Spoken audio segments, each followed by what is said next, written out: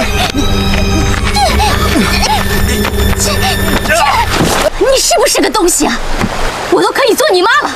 这个男人跪在地上说，他已经1年多没有碰过女人了，他请求眼前这个女人帮帮他。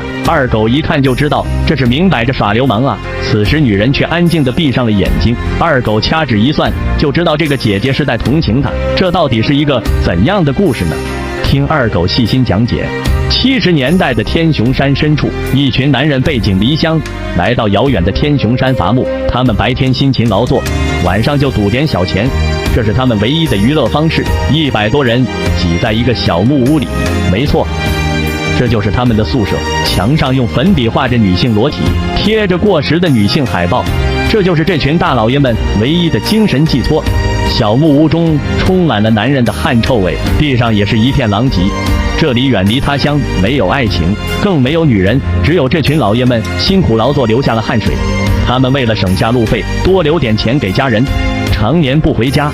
小强高中还没毕业，就被迫来到这里赚钱养家。没有经历过社会洗礼的他，整天和一群老油条在一起，显得格格不入。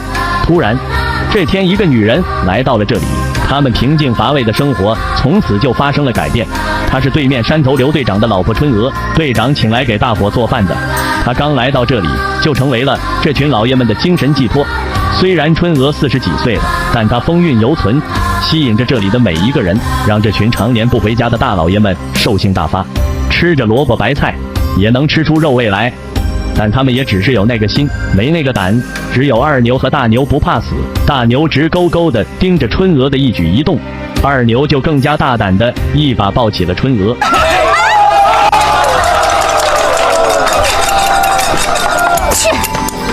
这让大牛很是心痒痒。春娥并没有生二牛的气，因为她知道这群男人有多不容易。之后的日子，大家做事比以前更卖力了，收工回来个个都精神饱满。一个女人真的有这么大的魅力吗？如果你是其中一员，你又会怎么做呢？